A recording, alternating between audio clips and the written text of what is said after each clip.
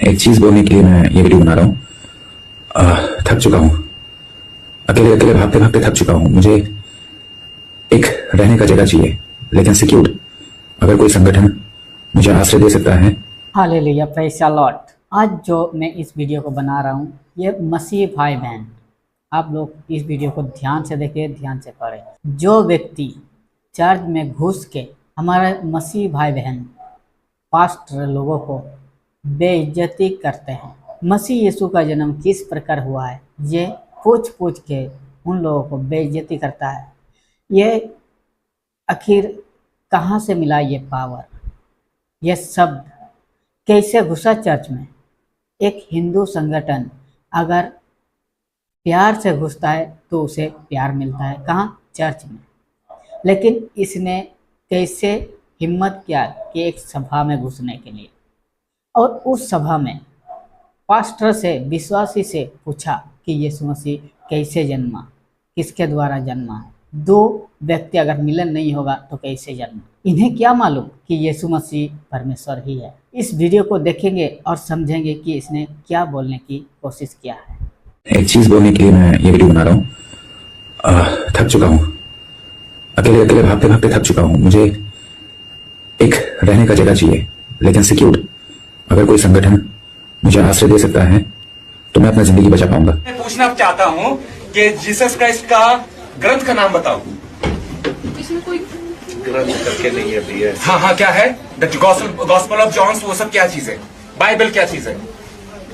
धार्मिक ग्रंथ है। ये कहाँ से मैन्युफैक्चर हुआ है? जस्ट टेल मी, कहाँ से मैन्युफैक्चर हुआ है? Of course it was not printed in India. Bharatvarsh में ये पैदा हुआ ही नहीं था। विदेशी क्रिश्चियन लोगों का, विदेशी भाषाओं का बाइबल हमारे इंडिया में चलेगा नहीं। हमारा क्या है? चारों वेद है, मनुस्मृति है, उपनिषद है। हम कोई भी क्रिश्चियनों का बाइबल को फॉलो नहीं करेंगे। Am I clear? बोलो। ओम भूर्भुवस्सुवः तत्सवितुर्वरेण्यं भर्गो देवस्य धीमहि धियो यो न प्रचोदयात्। ओके, जय श्री राम। एक चीज बोलने के लिए मैं ये वीडियो बना रहा हूँ। थक चुका हूँ, अकेले अकेले भागते भागते थक चुका हूँ। मुझे एक रहने का जगह चाहिए, लेकिन सिक्योर्ड। अगर कोई संगठन मुझे आश्रय दे सकता है तो मैं अपना जिंदगी बचा पाऊंगा। और बता दे दोस्तों, ये आदमी अभी फिलहाल दिखाई नहीं दे रहा है, छुप छुप कर वीडियो बनाकर पोस्ट कर रहा है कि मुझे कोई सा भी संगठन मुझे सहायक दे, जगह दे, ताकि मैं रह सकूं सुरक्षित। क्यों? आखिर ये बात क्यों इसने ऐसा कहा? क्योंकि इसको क्रिश्चियन लोगों से तो विरोधी है ही है, लेकिन अपने संगठन जो हिंदू दल से भी ये विरोधी बन गया है। क्योंकि संविधान ये परमिशन नहीं देता है कि किसी का भी सभा में घुसकर उसको अपमान करके उसको बेइज्जती करना, उसका धर्म का अपमान करना। कोई भी इंसान, कोई भी धर्म हो, लेकिन अपमान करने का परमिशन किसी को मिलता नहीं। क्योंकि संविधान सबको आज़ादी दिया है अपने धर्म का प्रचार करना, अपने धर्म को आगे बढ़ाना। क्योंकि और जो बाइबल वचन के बारे में बोला गया है कि ये विदेशी लोगों का है। मैं एक बात आप लोगों को क्लियर करता हूँ दोस्तों, यह जो बाइबल वचन, हमारे देश में बहुत सारे देवी देवताएं हैं। एक भी ऐसा देवी देवता नहीं है जो जिस भाषा के लोग पढ़ते हैं उसी भाषा में लिखा हुआ। लेकिन हमारे प्रभु यीशु मसीह का जो बाइबल है ये हर एक भाषा में मिलेगा, ताकि सब लोगों को पढ़कर मन फिराव का अवसर मिले। इसलिए जितना भी भाषाएं हैं सब भाषा में अवेलेबल है। बहुत सारे भाषाएं जो अभी तक अवेलेबल नहीं है, फिर भी 100 में से 75% भाषा में अवेलेबल है हमारा बाइबल। और जो 25% बचा है वो जो गांव देहात में जो भाषा बोलते हैं हम लोग, केवल उसी भाषा में शायद अवेलेबल नहीं है, लेकिन बाकी सब भाषा में उपयोग है, सब भाषा में अवेलेबल है। इसीलिए क्योंकि परमेश्वर ये नहीं चाहता कि मेरा लोग मुझे जाने बिना वे पाप करते रहे और उसी पाप में गिरकर नरक के कुंड में जले। ये नरक के कुंड में जले क्योंकि परमेश्वर ये कहता है कि मेरा लोग मेरा वचन को पढ़े, समझे और इसी के अनुसार चलने के बाद पवित्र रहे, और जब मरे तो मेरे साथ ही रहे। क्योंकि हम परमेश्वर का दिया हुआ आत्मा हमारे अंदर वास करता है। ऐसा कोई सा भी नहीं है जो हमें किसी और से आत्मा मिला है। हम शुरू से लास्ट तक पढ़ेंगे तो समझेंगे। उत्पत्ति जो पढ़ते हैं, आदम और हवा किस तरह से सृष्टि किया गया, ये भी हम लोग जानते हैं। और जो व्यक्ति इसने अपमान किया है, जो गलत शब्द यूज़ किया है, वो व्यक्ति फिलहाल तो दिखाई नहीं दे रहा है, क्योंकि वो अभी किसी बीमारी के चलते वो छुप गया है,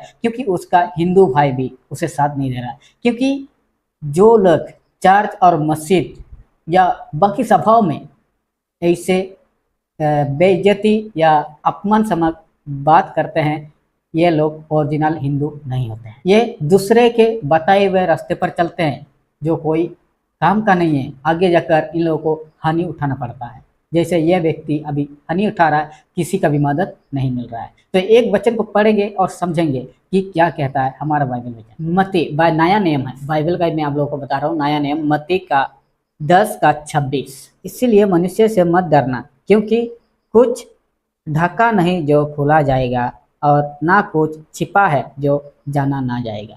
ये क्या है? ये परमेश्वर अपने वचन को ओपन करके सिखाता है। इसमें कुछ छुपा नहीं है जो दिखाया नहीं जाएगा, और कुछ ढका नहीं है जो खुला नहीं जाएगा। पूरा खुला है, एक भी चीज़ ऐसा नहीं है जो छुपाया गया है। इसीलिए लोग इसे नहीं मानता है, क्योंकि इसे मानेंगे तो हम बहुत कुछ ऐसा काम है जो नहीं कर सकते, जैसे इस आदमी ने करके दिखाया है। अभी ये भीख मांग रहा है, यह आदमी भीख मांग रहा है कि कोई संगठन मुझे जगह दे, मैं सुरक्षित रह सकूं। ऐसा ही दिन देखना पड़ेगा। भाइयों और बहनों, हम मसीह लोग हैं, हम शांत रहेंगे, क्योंकि जो गलती करता है वो देने वाला, उसे सजा देने वाला एकमात्र हमारा परमपिता परमेश्वर है। हम नहीं है उसको सजा देने वाला। Praise the Lord. और आगे को पढ़ेंगे और समझेंगे क्या कहता है। 32 का, उसी वचन का ही 32 का। जो कोई मनुष्य के सामने मुझे मान लेगा, उसे मैं भी अपने स्वर्गीय पिता के सामने मान लूँगा। देखिए यह वचन क्या कहता है। जो कोई परमेश्वर को मानेगा, वह स्वर्गीय पिता के सामने उसे भी माना जाएगा।